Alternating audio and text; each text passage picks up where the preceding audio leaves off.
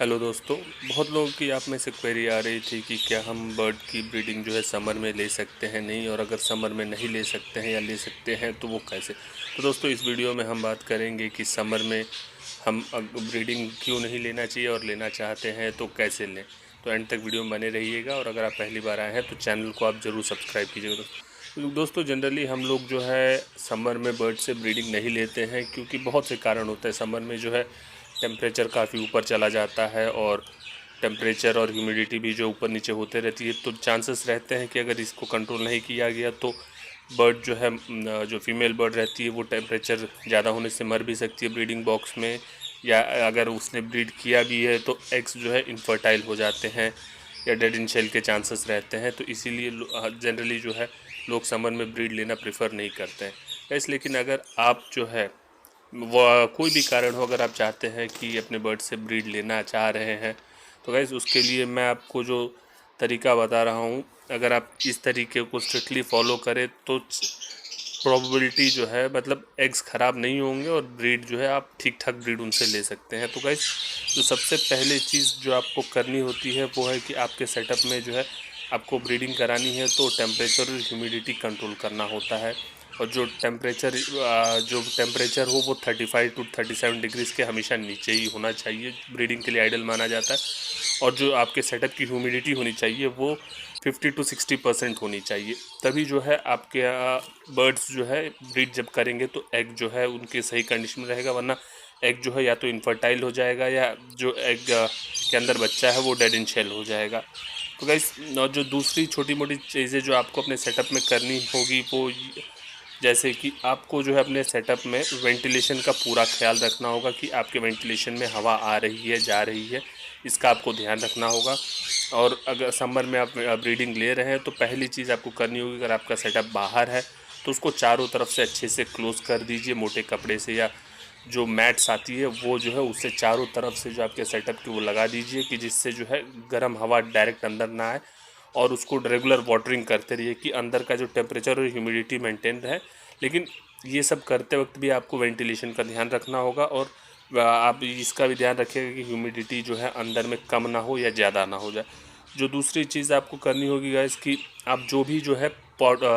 मटकी देते हैं, जो नेस्टिंग के लिए आप जो मटकी देते हैं, तो सभी लोगों को मटकी में एक होल रहते हैं, छोटे मोटे 2-4 होल कर देते हैं। लेकिन गाइस जब भी समर में आप ब्रीडिंग करा रहे हैं और मटकी दे रहे हैं तो मटकी के ऊपर आप जो एक छोटा सा ढक्कन लगाते हैं उसको हटा कर रखिएगा। पर उससे जो है होता क्या, ढक्कन से जो है अंदर में उमस टाइप की जो गर्मी और सफोकेशन होता है, जिससे जो मादा एग हैच करते रहते हैं उसके मरने के चांसेस होते हैं। तो उस मटकी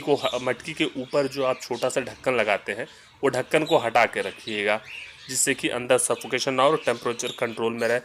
जो एक और चीज़ जो मैं आपको बताना चाहूँगा इसकी, अगर समर में आप ब्रीड ले रहे हैं तो बर्ड समर में खाना बहुत कम खाती है और पानी ज़्यादा पीती है। तो इसका आपको ध्यान में रखना होगा कि आप जो है रेगुलर सॉफ्ट फूड अपने बर्ड्स को दें जिनसे आप ब्रीड ले रहे हैं। और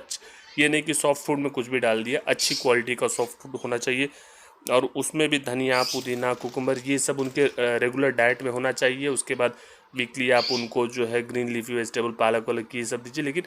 आप उनको जो है सॉफ्ट फूड डेली दीजिए, जिससे कि जो है मेल बर्ड जो है सॉफ्ट फूड खाकर फीमेल को जो है प्रॉपरली फीड कर सके, या अगर बच्चे हैच हो गए हैं तो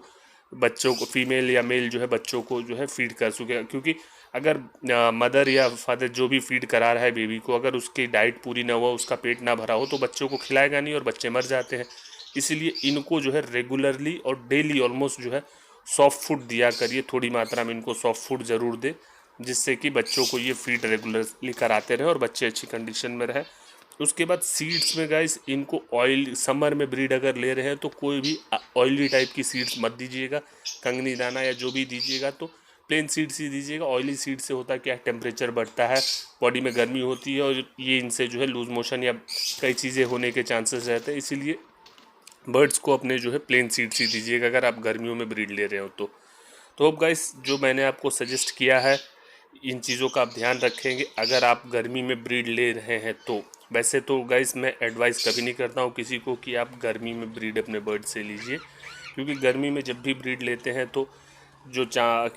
चांसेस मोर्टेलिटी रेट के जो है ज़्यादा रहते हैं। और होता है क्या कि गाइस स्टार्टिंग में ले तो लेते हैं लोग रिस्क, लेकिन ये भूल जाते हैं कि जो टेम्परेचर और ह्यूमिडिटी होती है ब्रीडिंग सेटअप की वो कंट्रोल करना भूल जाते हैं और इससे कई बार नुकसान उठाना पड़ जाता है। तो इसीलिए गाइस आप जब भी जो है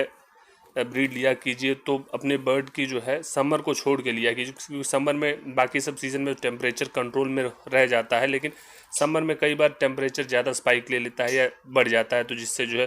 फैटलिटी और मोर्टेलिटी हो जाती है। तो होप गाइस ये वीडियो आपको अच्छी लगी हो, और आप इससे रिलेटेड अगर आपकी कोई भी क्वेरी हो तो गाइस आप मुझे कमेंट बॉक्स में कमेंट करके दे सकते हैं। Thank you.